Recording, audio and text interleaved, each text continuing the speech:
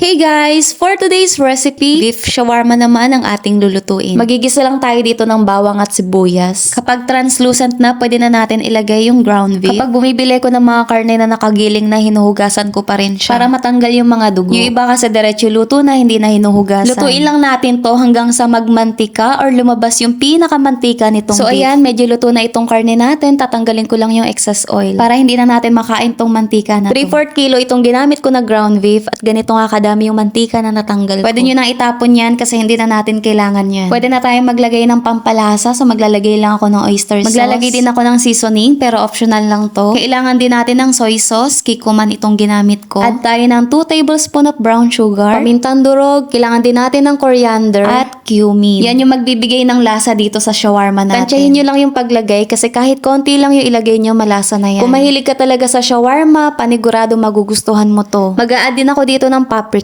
pero this is optional. Kung wala, pwede kayong hindi maglagay. Haluin lang natin to hanggang sa mag-thick or mag-dry yung sauce. Habang hinahalo nyo, tikman nyo na din para kung may kulang, may i-adjust nyo yung lasa. Naglagay na din pala ako dyan ng asin at nagdagdag din ako ng sugar. So depende na yan sa panglasa nyo. Haluin nyo lang yan hanggang sa mag-combine lahat ng ingredients na nilagay natin. At kapag ganyan na, pwede na yan, luto na yan. Pwede nyo nang patayin yung apoy para hindi naman masyadong dry itong beef natin. Kung magluluto ka din ito sa bahay nyo, sinasabi ko sa'yo, buksan mo yung bintana para hindi mag-amoy shawarma yung bahay nyo. Habang tinatransfer ko to sa lalagyan, kung hindi ka pa naka-follow or subscribe sa akin, pakiclick mo naman yung follow at subscribe button. Set aside muna natin yan. Proceed tayo dito sa cheese sauce. Sa mahinang apoy, magtutunaw tayo ng 40 grams of butter. Unsalted itong gamit ko. Mag-add tayo dito ng 1 tablespoon of all-purpose flour. Haluin lang natin yan hanggang sa ma-dissolve or mag-combine dito sa butter. Kapag wala ng visible of dry flour, pwede na tayo maglagay ng 1.5 cup of fresh or milk evaporated milk. While stirring continuously, kailangan mahina lang yung apoy para maluluto ng maayos yung nilagay natin na flour. Kapag ganito na yung consistency, pwede na tayong maglagay ng cheese. Regular cheese lang itong ginamit ko pero I suggest na gumamit kayo ng quick melt or yung easy melt cheese para hindi kayo mahirapan sa pagtunaw. Medyo natagalan talaga ako sa pagtunaw nito bago ko nakuha yung ganitong consistency. So ayan, wala nang buo-buo. At dahil hindi convincing itong kulay ng cheese natin, maglalagay ako ng powdered cheese. This is optional, nasa sa inyo naman kung gusto nyo na may kulay yung cheese pwede din kayong gumamit ng food color. Pero ako, powdered cheese na yung ginamit ko para makadagdag din siya ng lasa. Tansyahin nyo lang din yung ilalagay nyo kasi kapag medyo lumapot na yan at nag-combine, doon nalalabas yung kulay niya. At ganitong kulay nga ng cheese ang gusto ko. Napaka-perfect ng lasa nito guys. Kung cheese lover kayo, itry nyo na din tong recipe na to. Iset aside muna natin yan habang hinihintay natin na lumamig. Let's proceed sa shawarma sauce. Sa isang bowl, maglalagay lang tayo ng mayonnaise. Japanese mayo itong gamit ko. Naglagay na din ako ng dinikdik na bawang, 4 na piraso yung ginamit ko. Plain yogurt, 60 ml. Pamintang durog, kung may white pepper kayo, pwede kayong gumamit. 1 tablespoon of white sugar and 2 tablespoon of fresh milk. I-mix lang natin yan hanggang sa mag-combine lahat yung nilagay natin. Yung consistency niya, hindi dapat masyadong runny at hindi rin malapot. Ganito lang dapat. Magpipiga na din ako ng lemon, pero pwede din kayong gumamit ng calamansi. Kung ano lang yung kaya nyo sa isang piga, ganun lang kadami yung kailangan natin. Haluin lang natin to hanggang sa mag-combine yung lemon juice. Gagamit ako dito ng strainer para matatanggal natin yung mga buo-buong bawang. Habang sinasala nyo yan, pigain nyo din para makuha nyo yung katas ng bawang. Kasi yan yung isa sa magpapalasa dito sa shawarma sauce natin. Ganito lang kadami yung nagawa natin na shawarma sauce. Pwede nyong dagdagan yung mayonnaise kung gusto nyo na medyo madami yung shawarma sauce nyo. Dahil hindi powder yung ginamit ko na paminta, gagamit ulit ako ng strainer para matanggal yung mga buo-buo. Baka magtaka kayo kung bakit sinasala ko siya ulit. Yung gamit ko kasi na strainer kanina, medyo malalaki yung butas. Lumasa naman na yan, kaya okay lang natanggalin. Dito ko siya isasalin sa squeeze bottle para hindi mahirapan mamaya kapag maglalagay na ng sauce. Ganun lang kasimple, meron na tayong shawarma sauce. At ito na nga yung cheese natin, lumamig na siya at nag-set na rin. Isasalin ko lang din to sa squeeze bottle. Advice ko lang kung magluluto din kayo ditong cheese, huwag nyo masyadong palalaputin kasi kapag nag-set yan at lumamig, mas lalapot pa yan. Sa recipe na to, marami na yung magagawa. And that's it, meron na tayong cheese sauce. Proceed naman tayo sa pita bread or shawarma wrap. Naglagay lang ako ng 3 cups of flour, 2 teaspoon of baking powder, 3 teaspoon of white sugar, sugar. I-mix lang natin to using spatula. Naglagay na din ako ng 30 grams of butter. Kung wala kayong butter, pwede kayong gumamit ng margarine or cooking oil. Maglalagay din ako dito ng 1 cup of water. I-pour nyo lang siya gradually kasi baka yung gamit nyo na harina ay hindi matakaw sa tubig. Haluin nyo lang habang nilalagyan nyo ng tubig. Kapag ganyan, wag nyo munang kakamayin kasi didikit lang yan sa kamay nyo. Kapag nakapag-form na kayo ng crumb dough, pwede nyo nang gamitan ng kamay yan. Make sure lang na malinis yung kamay natin. Kapag na-form nyo na siya into ball, pwede nyo na yan i-transfer sa baking mat or working place nyo. Maglagay lang tayo ng kaunting flour para hindi maging sticky yung dough natin. Masahin or inid lang natin to for 8 to 10 minutes until mag-smooth or kuminis na yung texture ng dough natin. Kapag sticky or dumidikit pa sa kamay nyo, pwede kayong magdagdag ng flour. Hindi naman masela ng paggawa ng pita bread. Okay lang siya na ma-overknead. Kapag nakikita nyo na ganito na yung texture ng dough natin, wala nang buo-buo at makinis na, hindi na rin siya dumidikit sa kamay. Pwede nyo na yan i-divide sa size na gusto nyo. Kung gusto nyo na medyo malaki yung size ng pita bread nyo, lakihan nyo lang yung cut ng dough. Pero ako, i-divide ko lang to sa 12 pieces. Kung hindi nyo naman ipangbebenta, okay lang kahit hindi equal ang size. Kapag na-cut nyo na yung dough, i-form nyo lang siya ng pabilog. Gayahin nyo lang itong ginagawa ko. Hindi nyo kailangan i-perfect yung shape. Igaganyan lang natin siya para hindi tayo mahirapan na i-flat mamaya. I-cover lang natin to at i-rest sa warm place for 10 minutes. Kung wala naman kayong oras at nagmamadali kayo, pwede nyo naman nang hindi i-rest. After 10 minutes, ito na yung dough natin. I-transfer nyo lang ulit yan sa working place nyo. Kailangan ulit natin ng flour for dusting. Paikutin nyo lang yan sa flour and then i-press down. And then gagamitan natin yan ng rolling pin para ma-flat natin to ng maayos. Habang ginagawa ko to, nagpainit na din pala ako ng kawali. Para kapag ready na itong dough, maisasalang na natin siya agad. I-roll nyo lang yan hanggang sa ma-achieve nyo yung pinakamanipis na dough. Mas okay kung mas wide yung magagawa nyo kasi kapag sinalang natin yan mamaya, liliit pa yung size niyan. Kapag isasalang nyo na to, kailangan mainit na yung kawali at mahina lang yung apoy. Para hindi siya mabibigla ng luto kasi may tendency na tumigas yan, parang magiging crackers. Slowly but surely, pag nakikita nyo na nagbabubbles na siya, pwede nyo nang para yung kabilang side naman yung maluluto. Hanggang sa maging lightly toasted siya. Ang kalalabasan dapat niyan, medyo malambot pa rin yung pita bread. Kasi kapag tumigas yan, ibig sabihin na sobrahan na sa luto. Kapag ganito na, pwede na yan, tanggalin na natin sa kawali yan. Pag may nailuto na kayo, takpan nyo lang yan para hindi magdadry. Tapos yung mga dough naman na hindi nyo pa na-ipa-flat, huwag nyo tatanggalan ng cover. Kasi magdadry yan at mahihirapan na kayo na i-flat. So ganyan lang gawin yung pita bread, i-repeat nyo lang yung steps. Yung magiging shape at size ng pita bread nyo, depende na yun sa inyo. Kung medyo maliit yung kawali na gamit kailangan medyo mabilis yung kamay nyo kapag isasalang nyo to para may spread nyo yung mga nakadeform. Kasi once na mainitan itong dough, magiging sticky na yan. Kaya mahihirapan na kayo na ayusin kung may mga lukot-lukot. Katagalan naman makukuha nyo din yung tamang technique. Tapos wag nyo lang din mamadaliin yung pagluluto. So ayun, ganun lang kasimple. Meron na tayong 12 pieces of pita bread. I-cover lang natin to and then iset aside muna. Proceed tayo dito sa veggies. Meron ako ditong pipino na hugasan ko na siya. Hindi ko na rin tatanggalan ng buto kasi maliliit lang naman itong nabili ko. So hiwain nyo lang siya. Depende sa kung anong hiwa yung gusto nyo.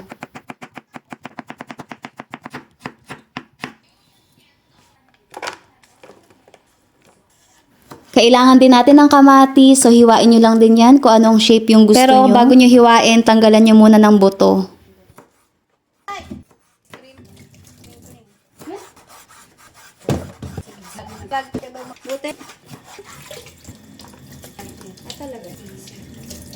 Hindi makukumpleto ang lasa ng shawarma natin kung walang sibuyas. Pwede kayong gumamit ng red or white.